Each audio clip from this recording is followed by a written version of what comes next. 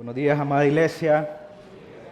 Espero se encuentren bien, animados y gozosos de estar en la casa del Señor.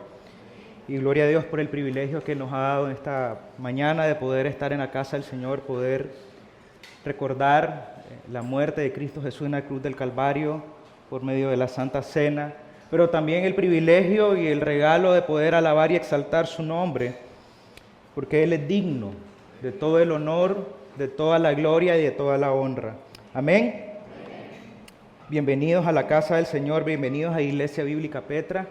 Y luego de unos domingos, unas semanas, estudiando las doctrinas que sostienen a la iglesia y compartir también con nuestros hermanos de los diferentes campos de Petra Nicaragua, regresamos a la serie que estamos estudiando en el libro de Hebreos, ¿verdad? El día de hoy vamos a iniciar el capítulo número 8. Vamos a estar estudiando Hebreos 8, versículo 1 al 6, y es necesario poder recordar todo lo que Dios ha hecho en nuestra vida y los caminos que hemos transitado o caminado en el Evangelio. Si tú eres creyente el día de hoy, Dios te ha llevado por distintos caminos, en el Evangelio. Por supuesto, estos caminos, a veces difíciles de transitar, con muchas pruebas, dificultades, oposición, nos llevan y nos hacen ser semejantes a Cristo Jesús, caminos que muchas veces no queremos transitar. Son difíciles, duelen, porque no nos gusta sufrir. Y en medio de esa transición, en esos caminos, podemos llegar a pensar, ¿será que Dios se equivocó? ¿Será que es lo que Dios quiere para mi vida? Por supuesto, estas preguntas, o esta pregunta que surge de un corazón, está alimentada por incredulidad. Esta incredulidad, por supuesto, va a alimentar muchos otros pecados en nuestra vida. Y surgen más preguntas cuando hay más dificultades. ¿Será que Dios no me ama? ¿Será que Dios se olvidó de mí? ¿Será que Dios se equivocó con mi familia, con el cónyuge que tengo, con mis hijos cuando no me hacen caso? ¿Será que Dios se equivocó? ¿Será que es lo que Dios quería para mí? Que me case, que forme una familia, que venga a esta iglesia, y comenzamos a cuestionar el carácter de Dios cuando las cosas se ponen difíciles. Y por supuesto, por el pecado en el corazón, la tendencia va a ser atender y resolver estas preguntas en el corazón en nuestras propias fuerzas, ¿verdad? Y muchas veces, lamentablemente, al atender de la manera en que nos es más fácil, ¿verdad? Antes de humillarnos ante Dios, es más fácil resolver las cosas en nuestra manera. Y en ese transitar, sacrificamos nuestra relación con Dios. Y esa es la tendencia, porque muchas veces por la maldad del corazón es más fácil sacrificar nuestra relación con Dios que humillarnos ante Él. Es más fácil dejar de orar y dejar de leer que venir y humillarnos ante Él, porque tal vez las finanzas no están bien y Dios va a entender en nuestra ignorancia, Dios va a entender que yo necesito trabajar, que necesito proveer para mi familia, que necesito esforzarme para resolver este asunto familiar. Mis niños están enfermos, necesito atenderlos. Y por supuesto, camufladamente, como decimos de manera coloquial, pensamos que merecemos algo mejor. Y si yo te pregunto directamente hoy, en esta mañana, ¿tú crees que Dios se equivocó en tu vida? Por supuesto, inmediatamente, de manera mecánica y profesional, vas a decir, no, Dios no se equivocó en mi vida. Pero muchas actitudes en tu vida el día de hoy pueden estar mostrando que sí piensas que Dios se equivocó en tu vida. Y piensas probablemente que mereces algo mejor en tu vida. que Dios necesita darte algo mejor. Y esa es la actitud del corazón cuando estás luchando con incredulidad.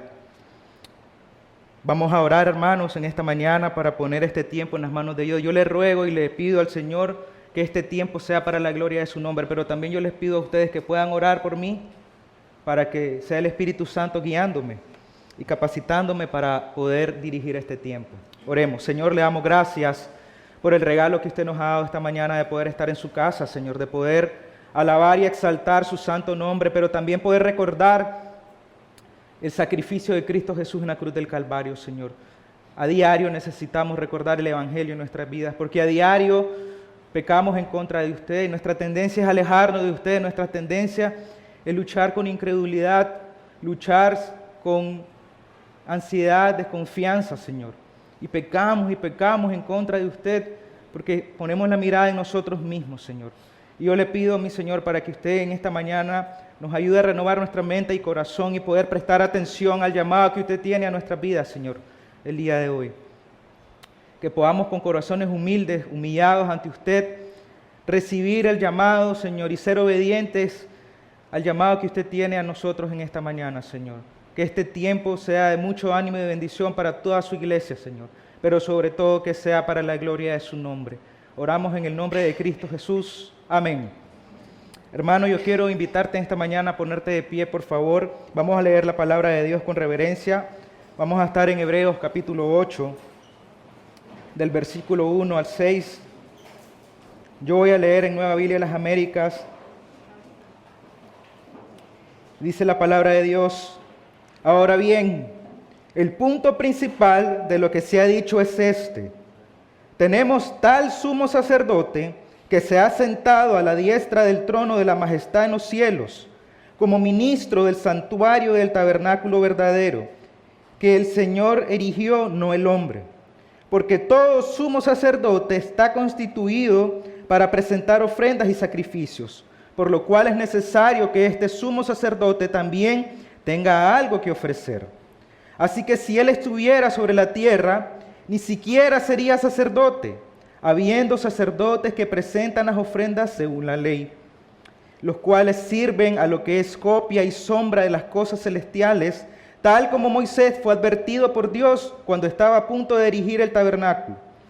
Pues dice él: haz todas las cosas conforme al modelo que te fue mostrado en el monte.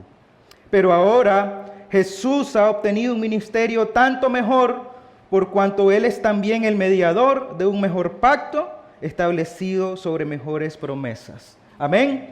Pueden tomar asiento. Jesús es el mediador de un mejor pacto. Y por eso yo empezaba esta mañana diciendo y preguntándoles a ustedes: ¿será que Dios se ha equivocado en nuestras vidas? Y por eso también será que Dios tiene que hacer un nuevo pacto. ¿Qué pasó con el antiguo pacto? ¿Qué pasó? Si leemos algunos textos, Hebreos 7, las enseñanzas en el capítulo anterior, Hebreos 7, 18 y 19 dice: porque ciertamente queda anulado el mandamiento anterior por ser débil e inútil, pues la ley nada hizo perfecto, y se introduce una mejor esperanza mediante la cual nos acercamos a Dios. También en Gálatas 3:19 el apóstol Pablo dice: entonces, ¿para qué fue dada la ley?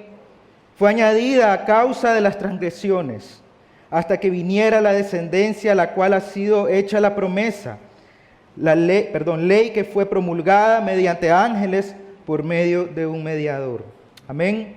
Entonces, el propósito de la ley nunca fue salvar al hombre. Nunca fue llevar o reconciliar al hombre con Dios. Es clara la palabra de Dios.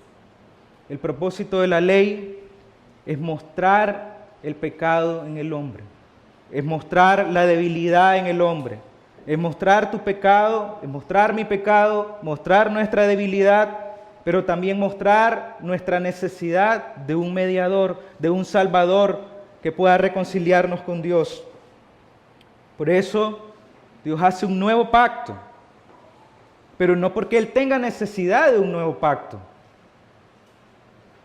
Él no tiene necesidad de salvarnos.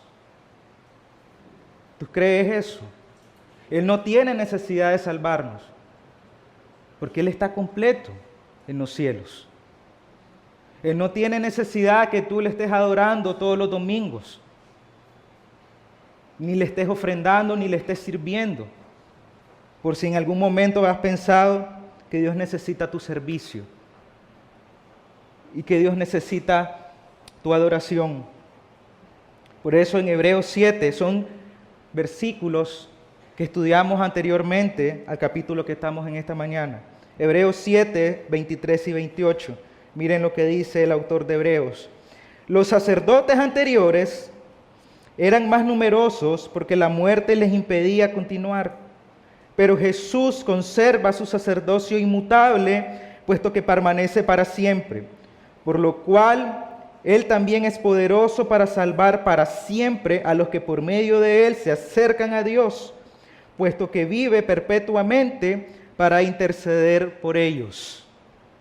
Versículo 26, porque convenía que tuviéramos tal sumo sacerdote, santo, inocente, inmaculado, apartado de los pecadores y exaltado más allá de los cielos, que no necesita, como aquellos sumos sacerdotes, ofrecer sacrificios diariamente, primero por sus propios pecados y después por los pecados del pueblo. Porque esto Jesús lo hizo una vez y para siempre, cuando Él mismo se ofreció. Porque la ley designa como sumos sacerdotes a hombres débiles.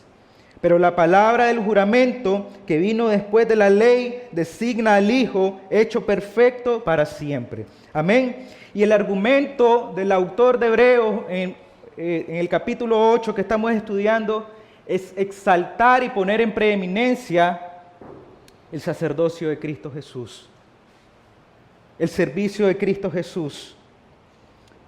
Es el oficio del Señor Jesucristo, ahora en el tabernáculo en el cielo.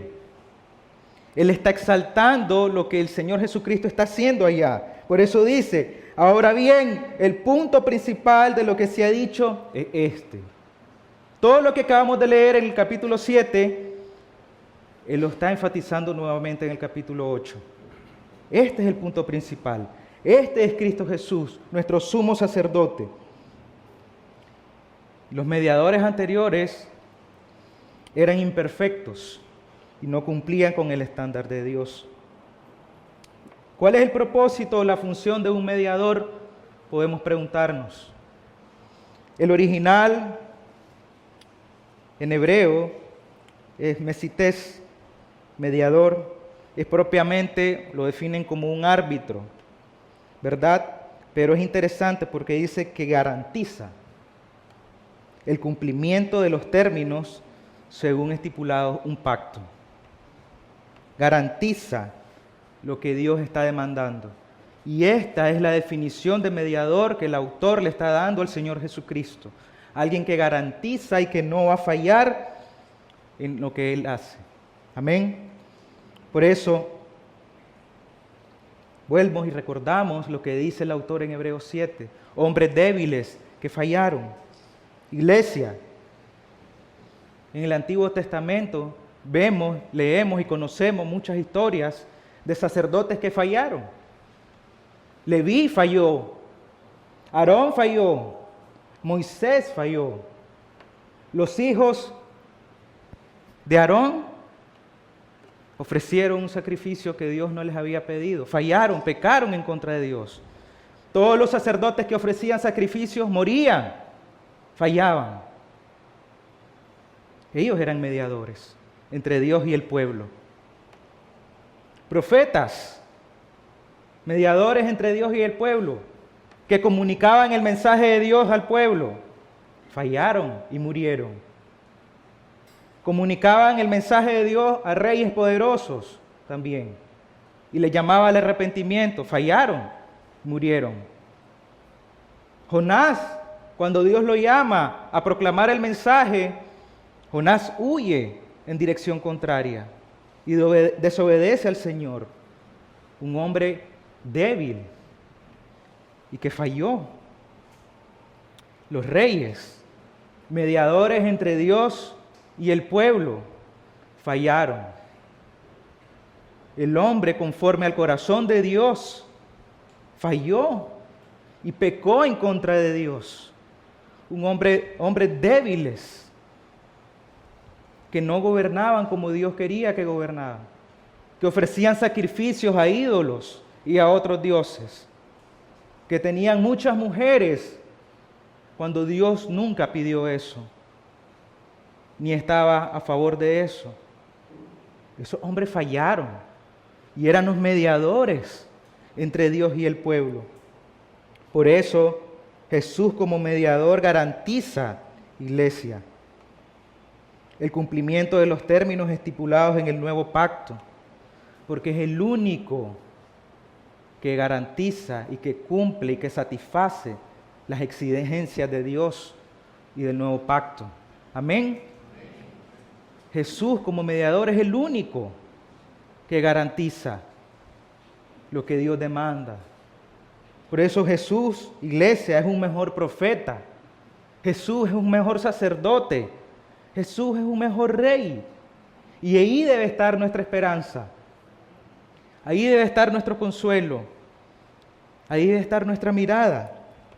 Por eso en Cristo tenemos un mejor y superior profeta, mediante el cual se nos revela el conocimiento necesario para vivir para la gloria de Dios. Hebreos 1, versículo 1 al 4. Dios, habiendo hablado hace mucho tiempo, en muchas ocasiones, de muchas maneras, a los padres por los profetas, en estos últimos días, nos ha hablado por medio de su Hijo, a quien constituyó heredero de todas las cosas, por medio de quien hizo también el universo. Él es el resplandor de su gloria y la expresión exacta de su naturaleza, y sostiene todas las cosas por la palabra de su poder. Después de llevar a cabo la purificación de los pecados, el Hijo se sentó a la diestra de la majestad en las alturas, siendo mucho mejor que los ángeles, por cuanto ha heredado un nombre más excelente que ellos. Amén. Jesús nos revela qué es lo que Dios demanda para su pueblo el día de hoy. Como tú y como yo debemos vivir para la gloria de Dios.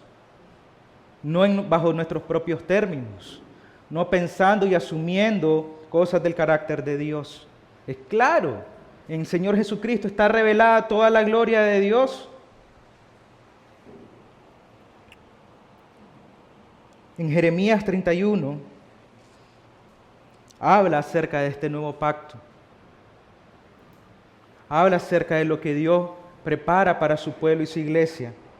Jeremías capítulo 31 al 34 dice: vienen días, declara el Señor, en que haré con la casa de Israel y con la casa de Judá un nuevo pacto. No como el pacto que hicieron sus padres el día que los tomé de la mano para sacarlos de la tierra de Egipto. Mi pacto que ellos rompieron, aunque fui un esposo para ellos, declara el Señor. ¿Quién rompió el pacto? El pueblo. Dios no se equivoca, hermanos. Versículo 33. Porque este es el pacto que haré con la casa de Israel después de aquellos días, declara el Señor. Pondré mi ley dentro de ellos y sobre sus corazones los escribiré. Entonces yo seré su Dios y ellos serán mi pueblo. No tendrán que enseñar más cada uno a su prójimo y cada cual a su hermano, diciéndole: conoce al Señor, porque todos me conocerán, desde el más pequeño de ellos hasta el más grande, declara el Señor. Pues perdonaré su maldad y no recordaré más sus pecados. Amén. Jesús es el nuevo pacto. Él es la proclamación que hacían los profetas en el Antiguo Testamento. Él es el nuevo pacto. Él es lo que está hablando Jeremías en estos capítulos, en este versículo. Y por eso esa es la invitación, el ánimo, la exhortación y el llamado que Dios te está haciendo hoy, iglesia, a poner la mirada en las cosas del cielo, donde está sentado el Señor Jesucristo, a la diestra de Dios Padre. Ahí debe estar tu mirada en los tiempos de dificultad. pero en los tiempos de refrigerio también, para poder alabar y exaltar el nombre del Señor. Y eso es lo que dice el apóstol Pablo en Colosenses 3:1. Que pongamos nuestra mirada en las verdades del cielo. ¿Y quién es la verdad? El Señor Jesús. ¿Quién es el camino? El Señor Jesús. ¿Quién es la vida? El Señor Jesús. Entonces, ¿por qué estás luchando en tu propia fuerza el día de hoy? ¿Por qué insistes en pelear con Dios? Gálatas 2:20, Efesios 5:2 también nos llama a que vivamos confiando en el Señor Jesús. Él es, iglesia, un profeta superior, porque Él está revelado todo el carácter de Dios. Por medio de su palabra, tú y yo podemos conocer al Señor. Tú puedes conocer cuál es la voluntad de Dios para tu vida. Cuando se te pregunta, ¿cuáles son tus pasos de fe?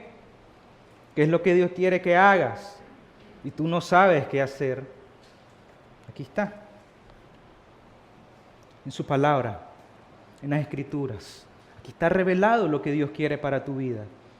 Y es que vivas para la gloria de Dios. Entonces, ¿por qué estás viviendo para tu propia gloria? ¿Por qué estás sacrificando tu relación con Dios? ¿Por qué estás asumiendo que Dios quiere tenerte en un lugar donde realmente Él no quiere que estés? O que estés haciendo cosas que Él no quiere que hagas. Porque más adelante, dice o decimos en nuestro corazón, cuando arregle todos estos asuntos del presente y me prepare mejor, voy a servir mejor a Dios.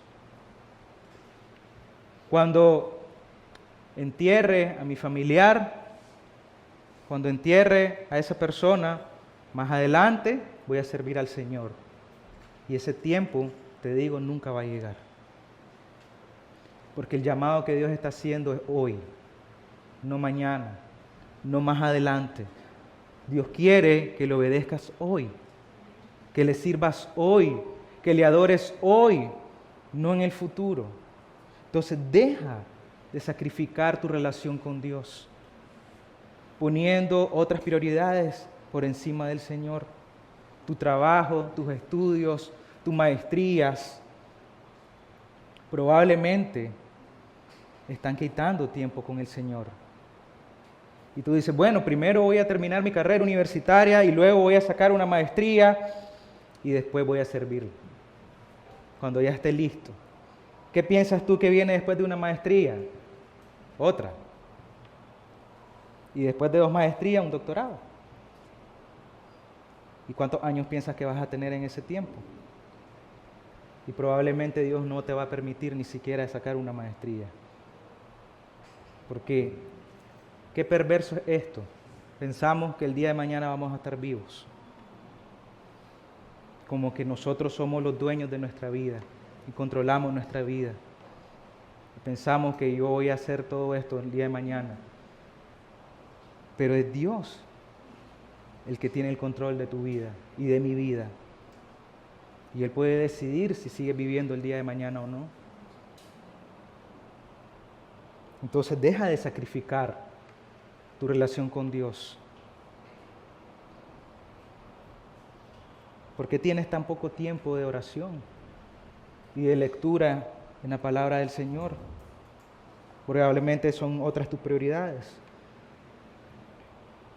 Son otros los anhelos y deseos de tu corazón. Pero Dios está llamándote el día de hoy, hermano, a dejar eso, a arrepentirte de ese pecado, pensar y asumir que toda la maldad que estás haciendo el día de hoy es lo que Dios quiere para tu vida. De la manera en que egoísta probablemente que estás viviendo el día de hoy, es la manera que Dios quiere que vivas para tu vida. Que descuides tu primer ministerio, que es tu familia, tu esposa, tus hijos, y que pases todo el día trabajando. Y que descuides a tu esposa, descuides a tus hijos, pero principalmente descuides tu relación con Dios. Pero Cristo nos revela y nos enseña y nos muestra que no es así. Él está proclamando y diciéndote, enseñándote que vuelvas a tu primer amor, que es Cristo el Señor. Amén. Pero también, iglesia, en Cristo tenemos un mejor sacerdote y un superior sacerdote, por el cual somos perdonados, justificados y recibimos misericordia. Por eso, tú puedes entrar confiados al trono de la gracia, porque tienes la garantía, yo tengo la garantía también, de que este gran sumo sacerdote escucha tus oraciones y escucha mis oraciones. Aunque tú pienses y cuestiones, como las preguntas que hacíamos al comienzo, ¿por qué Dios no escucha mi oración y me responde?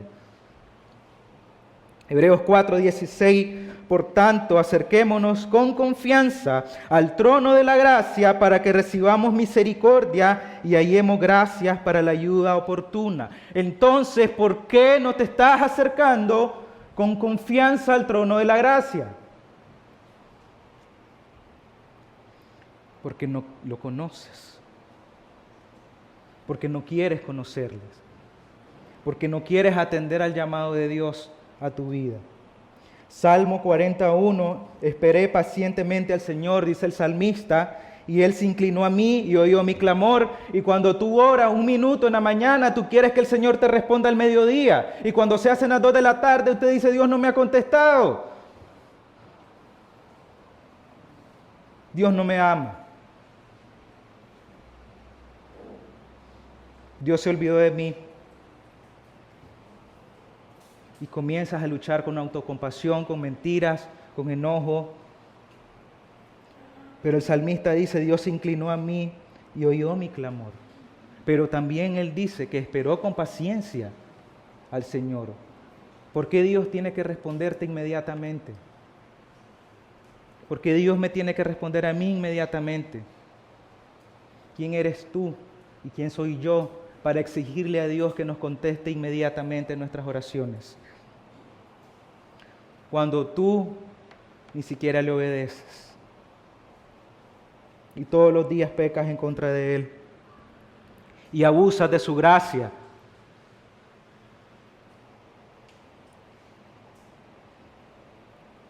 Él es el superior sacerdote y un mejor sacerdote. ¿Saben por qué?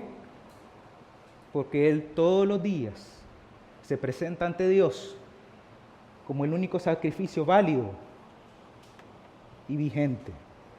Todos los días. Hebreos 7:27, porque esto Jesús lo hizo una vez y para siempre, cuando Él mismo se ofreció. El autor en Hebreos nos está diciendo que el sacerdote tiene que ofrecer algo, o tenía que ofrecer algo, para el perdón de los pecados del pueblo y de él mismo. El primero tenía que ofrecer un sacrificio por él mismo y luego por el pueblo. Pero Jesús mismo es el sacrificio. Él se presenta todos los días con su sacrificio válido y vigente hasta el día de hoy, porque no va a vencer ese sacrificio que ofreció. Amén. Y nuestro sumo sacerdote entiende nuestras debilidades. Por eso puede ayudarnos cuando pasamos por pruebas. Él te entiende, iglesia. Hebreos 2:18. Pues por cuanto Él mismo fue tentado en el sufrimiento, es poderoso para socorrer a los que son tentados. Él entiende tu tentación. Él entiende tu dificultad. Hebreos 4:15, porque no tenemos un sumo sacerdote que no pueda compadecerse de nuestras flaquezas, sino uno que ha sido tentado en todo como nosotros, pero sin pecado. Él no cometió pecado. Yo sí, tú sí. Él no, pero Él nos entiende.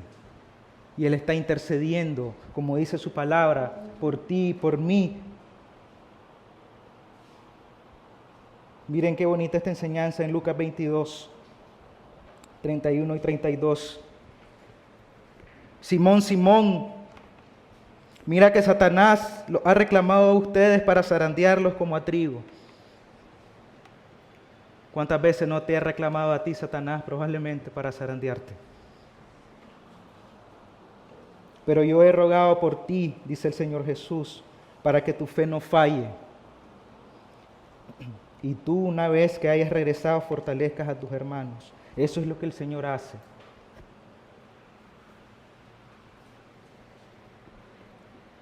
En el cielo, intercediendo por ti, por mí.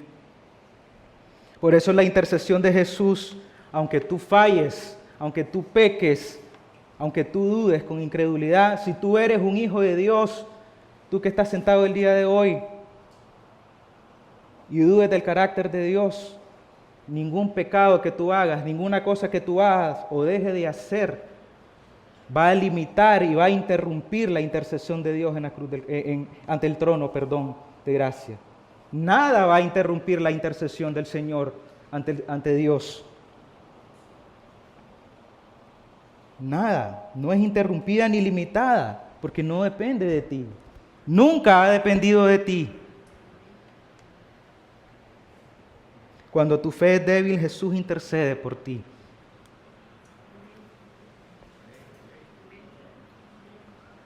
Cuando tú te levantas en la mañana y no quieres leer y no quieres orar, Jesús intercede por ti. Cuando estás luchando con orgullo espiritual, Jesús está intercediendo por ti. Cuando eres un incrédulo, Jesús está intercediendo por ti. Cuando estás luchando con tristeza y dolor en tu corazón por la muerte de tu cónyuge, de tu hijo, o por la enfermedad de tu esposo o de tu esposa, y dudas del carácter de Dios, Jesús intercede por ti. Cuando tienes autocompasión, Jesús está intercediendo por ti. Cuando eres apático con la iglesia, con tus hermanos de grupo pequeño, con tus líderes de grupo pequeño, Jesús intercede por ti. Cuando estás desanimado, enojado, Jesús está intercediendo por ti. Cuando son otras tus prioridades y rechazas al Señor, Jesús está intercediendo por ti. Cuando no quieres saber nada de Dios, Jesús está intercediendo por ti. Cuando tu corazón y tu mirada están en otro lado, Jesús está intercediendo por ti.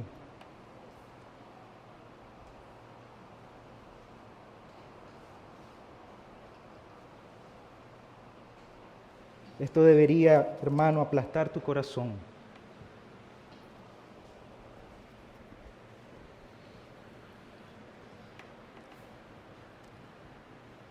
Él es fiel. Todos los días está intercediendo por ti. Incesantemente está intercediendo por ti. Nada de lo que tú hagas o dejes de hacer va a limitar la intercesión del Señor. Mira, el salmista dice que Dios está enojado con el impío todos los días. Y tú pecas todos los días. Pero ¿sabes por qué la ira de Dios no cae sobre ti? Porque Jesús está intercediendo por ti. Esa es la diferencia entre un impío sin Cristo y un pecador con el Señor. Que Jesús está intercediendo por ti. Incesantemente, incansablemente, todos los días. Por eso no hemos sido consumidos por la santidad de Dios. Yo sé que esto podría ser muy difícil de entender en nuestra mente y corazón, porque es muy limitado. Pero debería llevarte a un arrepentimiento genuino, de pensar, si lo has hecho, que Dios no te escucha, que Dios no te ama, que Dios se olvidó de ti, que Dios se equivocó contigo. Si tú pasaste por un divorcio y pensaste, Dios se equivocó, no era la esposa que Dios tenía para mí, no era el esposo que Dios tenía para mí, Dios no se equivoca. Tú sí.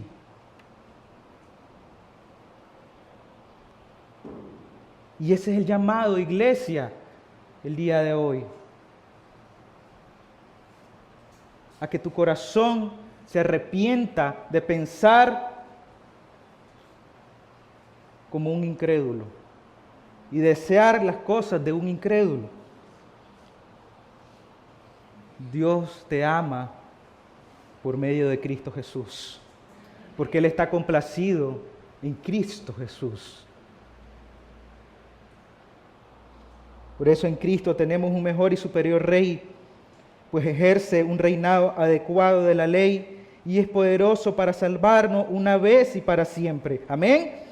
Jesús es un Rey justo, imparte justicia y juicio en las naciones, pero también con su pueblo. Juzga el pecado y la maldad con rectitud. Y Jesús no vino para abolir la ley.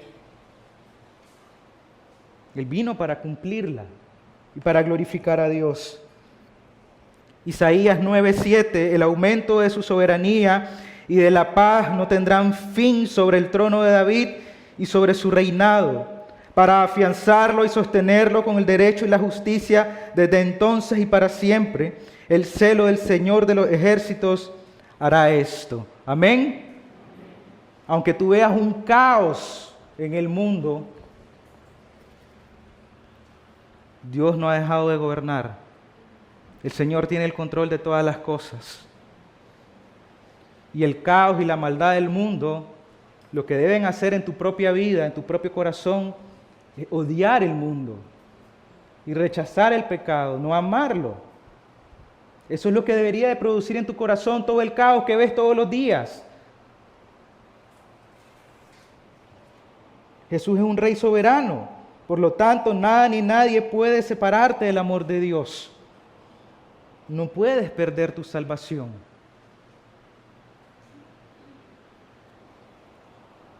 No puedes, iglesia, porque no depende de ti, no depende de mí. Hebreos 7:25, por lo cual Él también es poderoso para salvar para siempre, lo acabamos de leer anteriormente, a los que por medio de Él se acercan a Dios, puesto que vive perpetuamente para interceder por ellos. Es lo que acabamos de decir, vive perpetuamente para interceder por ti, por mí, como creyentes y como hijos de Dios. Entonces, ¿por qué sigues rechazando al Señor? ¿Por qué sigues luchando en tus propias fuerzas? ¿Por qué sigues creyendo y asumiendo cosas del carácter de Dios? Arrepiéntete, iglesia. ¿Por qué piensas que Dios no te ama cuando no te da lo que tú quieres?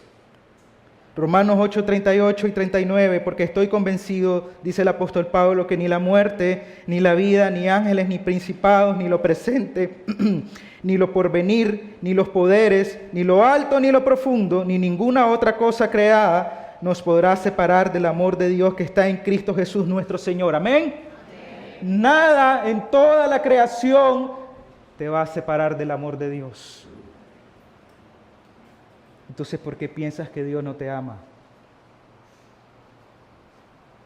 Si no te ha dado un esposo o una esposa el día de hoy. Si no te ha dado hijos. Si no te ha dado el trabajo que tú quieres. ¿Por qué piensas que Dios no te ama? Si Él envió a su Hijo Jesucristo a morir en la cruz del Calvario para salvar a todos sus escogidos. Pues ustedes andaban descarriados como ovejas, pero ahora han vuelto al pastor y guardián de sus almas, dice Primera de Pedro 2:25. Es un Rey soberano, es un guardián que protege tu alma y mi alma. No es un rey que gobierna mal.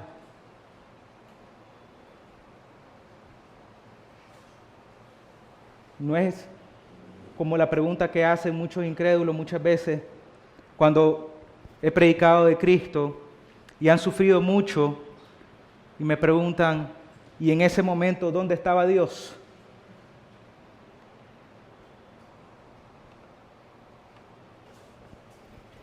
Cuando abusaron de mí, ¿dónde estaba Dios? Cuando me golpeaban, ¿dónde estaba Dios?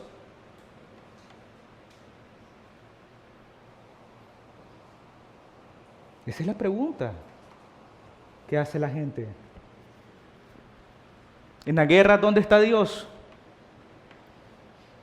Donde mueren muchos niños, ¿dónde está Dios? Dios está gobernando. ¿Por qué? Está sentado en su trono gobernando y tiene el control de todas las cosas. Dios no se equivoca, iglesia. Él es el Rey soberano, lo cantamos hoy. Él es el Dios glorioso, que está intercediendo por su pueblo, por su iglesia, todos los días. Esto debe llevar tu corazón, conmoverlo a un quebrantamiento genuino. Debería aplastar tu orgullo hasta el suelo. Y como decía el salmista, mi rostro está en la tierra, Señor. Me humillo ante ti. Pero yo quiero preguntarte, ¿hace cuánto fue la última vez que te arrodillaste ante el Señor? Si piensas que te vas a ensuciar el pantalón. Ahora imagínate poner tu rostro en la tierra como una demostración de humillación ante el Señor. Hay mucha gente que piensa que ya no es necesario arrodillarse ante Dios. Es una locura. Yo puedo orar sentado. Incluso, probablemente hay personas que oran acostados y se quedan dormidos orando. Dios me va a entender. Él conoce mi corazón, esa es la excusa.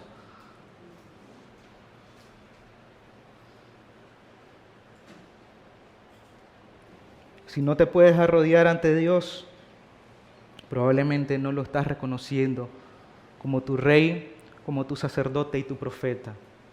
Y mucho menos lo estás reconociendo como tu Señor y Salvador. ¿Cuántas cosas debemos arrepentirnos, hermanos, el día de hoy?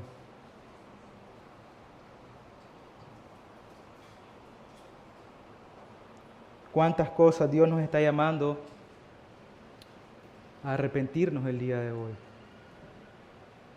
A dejar de vivir como incrédulos, a dejar de pisotear el nombre del Señor, de abusar de su gracia y de vivir para nuestra propia gloria, para satisfacer los deseos egoístas de tu corazón y pensar que si Dios no te da algo, Dios se olvidó de ti. ¡Qué absurdo!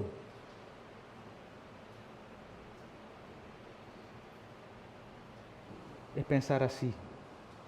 Cuando el Señor entregó a su propio Hijo, a su único Hijo, a morir en la cruz del Calvario por ti, por mí, siendo sus enemigos. ¿Acaso tú podrías siquiera permitir que te corten un dedo de tu mano por un enemigo tuyo? Y tú y yo, siendo enemigos de Dios, entregó a su propio Hijo en la cruz del Calvario y tomó nuestro lugar, pero también resucitó al tercer día y venció la muerte, venció a Satanás y venció al pecado. ¿Amén? Y ahí debe estar toda nuestra esperanza, nuestra confianza y toda nuestra vida, toda, iglesia. El Señor en la cruz no entregó un 10%, ni un 15%, ni un 20%. Cuando tú entregas ofrendas, piensas de esa manera. Yo he pecado en contra de Dios de esa manera. Y probablemente has pensado, bueno, esta vez no voy a ofrendar porque Dios entiende que estoy corto. Este mes estoy corto de mi finanza. Entonces voy a ocuparlo, no voy a ofrendar. ¿Acaso no le estás robando a Dios? Pero mira la gracia y misericordia de Dios, que te dé el privilegio de escuchar eso el día de hoy y poder arrepentirte. Porque le has robado a Dios. si has pensado de esa manera y has hecho eso. Eres un ladrón. Es sencillo. Pero Dios no ha actuado con su ira. ¿Sabes por qué? Porque Dios está intercediendo por ti. Señor, aquí estoy. Yo morí por ese pecador.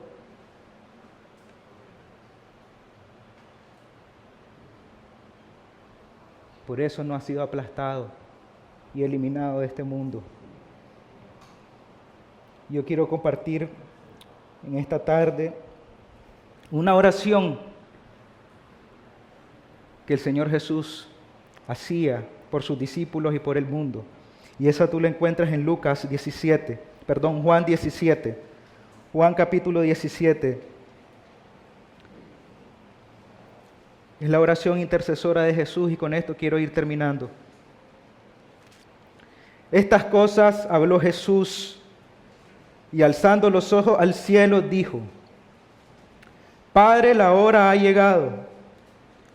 Glorifica a tu Hijo para que el Hijo te glorifique a ti, por cuanto le diste autoridad sobre todo ser humano, para que Él dé vida eterna a todos los que le has dado.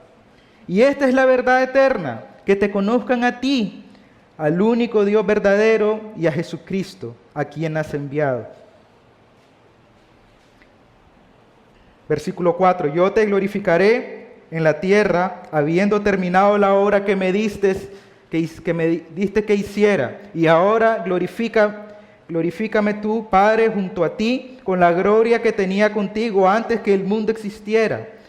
He manifestado tu nombre a los hombres que del mundo me diste. Eran tuyos y me los diste y han guardado tu palabra. Ahora han conocido que todo lo que me has dado viene de ti, porque yo les he dado las palabras que me diste, y las recibieron y entendieron que en verdad salí de ti y creyeron que tú me enviaste. Yo ruego por ellos, no ruego por el mundo, sino por los que me has dado, porque son tuyos, y todo lo mío es tuyo, y todo lo tuyo es mío, y he sido glorificado en ellos. Ya no estoy en el mundo, pero ellos sí están en el mundo. Y yo voy a ti, Padre Santo, guárdalos en tu nombre, el nombre que me has dado, para que sean uno, así como nosotros somos uno. Cuando yo estaba con ellos, los guardaba en tu nombre, el nombre que me diste. Y los guardé, y ninguno, excepto el hijo de perdición, para que la escritura se cumpliera. Pero ahora voy a ti, y hablo esto en el mundo, para que tengan mi gozo completo en sí mismos. Yo les he dado tu palabra y el mundo lo ha odiado. Entonces, quiero hacer una pausa. ¿Por qué luchas tanto con buscar el favor del mundo? Con buscar agradar al mundo. ¿Por qué quieres que el mundo te ame?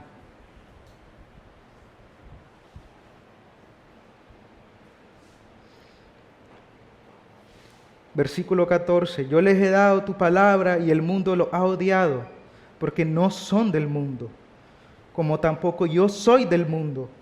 No te ruego que los saques del mundo, sino que los guardes del maligno. Ellos no son del mundo, como tampoco yo soy del mundo. ¿Tú eres del mundo? ¿Estás viviendo en el mundo? ¿Estás deleitándote en el mundo?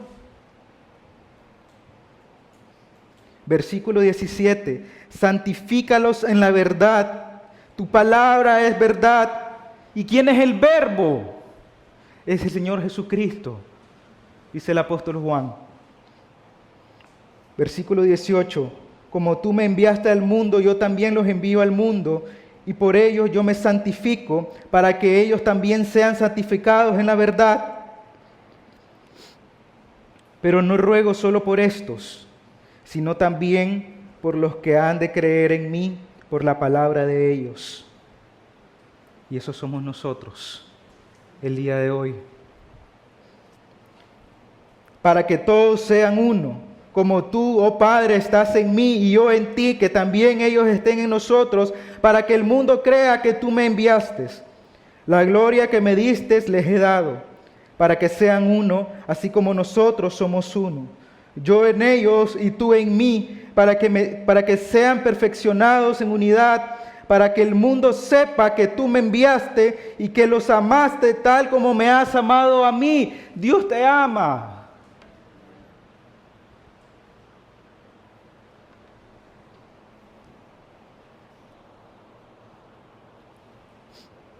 Padre, quiero que los que me has dado estén también conmigo donde yo estoy.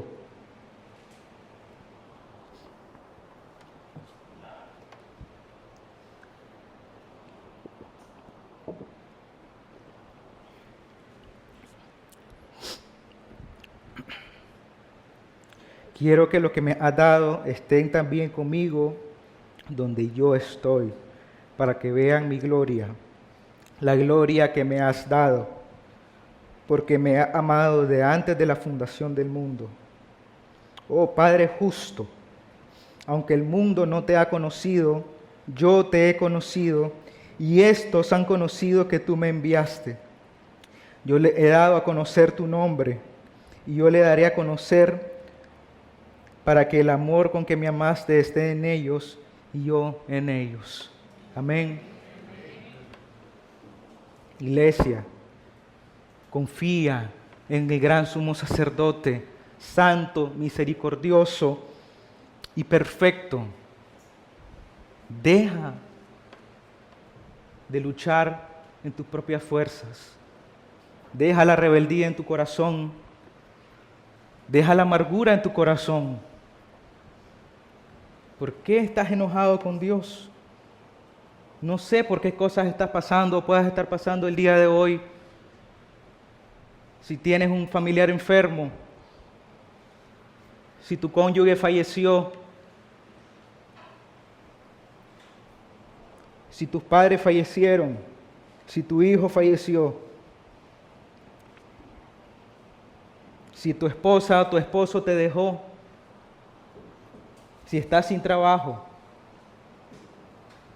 si no te has casado, si no puedes tener hijos,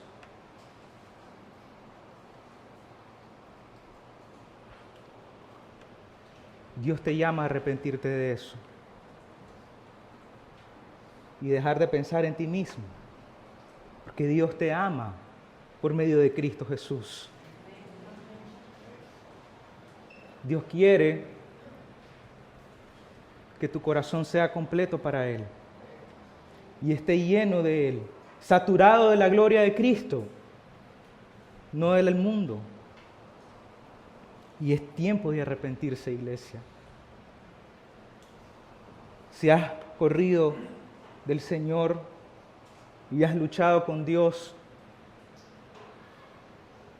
hoy es el día de la salvación, dice el Señor. No mañana, hoy es el día de ponerte a cuentas con Dios. Tú no sabes qué va a pasar mañana. Pero si tú eres un creyente comprado por la sangre preciosa de Cristo Jesús, Dios te está llamando a arrepentirte hoy, no mañana. Porque si no te arrepientes, estás viviendo en desobediencia. Si no quieres perdonar a las personas que abusaron de ti del pasado, estás viviendo en desobediencia. Si has cargado esa culpa por toda tu vida y piensas que el tiempo va a sanar tu corazón, eso es una mentira. Porque muchas actitudes tuyas y mucho de tu carácter está formado por ese acontecimiento de tu pasado. Y Dios quiere que ya no vivas de esa manera. Que te arrepientas de tus pecados y vuelvas a Dios, el guardián de nuestras almas. Amén. Señor, venimos ante usted en esta mañana, Señor, y queremos pedirle perdón porque muchas veces hemos abusado de su gracia. Hemos pecado en contra de usted, Señor. Lo hemos rechazado, y hemos corrido lejos como corrían los profetas. Hemos gobernado mal nuestro hogar como gobernaban mal los reyes del pasado, Señor. Y hemos dejado de enseñar su palabra por pensar en nosotros mismos. Pero gracias a Dios por Cristo Jesús, porque en Él tenemos un mejor profeta, un mejor sacerdote y un mejor rey. Y podemos entrar confiadamente al trono de la gracia, porque Cristo Jesús pagó por nuestros pecados. Ayúdenos a recordar a diario esa verdad de nuestras vidas. Ayúdenos a poner la mirada en el cielo, Señor, donde está sentado el Señor Jesucristo a la diestra de Dios Padre y gobierna toda la creación. El Señor que no se duerme ni se adormece nos cuida todos los días. Nos guarda y nos protege incluso de nuestro propio corazón. Y le damos gracias, Señor, por su palabra. Gracias, Señor, por llamarnos al arrepentimiento. Yo le ruego para que lo hagamos con un corazón genuino, que nos humillemos ante usted y derramemos nuestro corazón en dolor por nuestro pecado, Señor, por pensar en algún momento que usted se olvidó de nosotros y que no nos ama o que se ha equivocado en nuestra vida, Señor. Perdónenos y ayúdenos, Señor, a vivir para la gloria de su nombre. Gracias, Padre amado, por este tiempo y dejamos el resto de día en sus manos, Señor, que podamos seguir honrando y glorificando su santo nombre.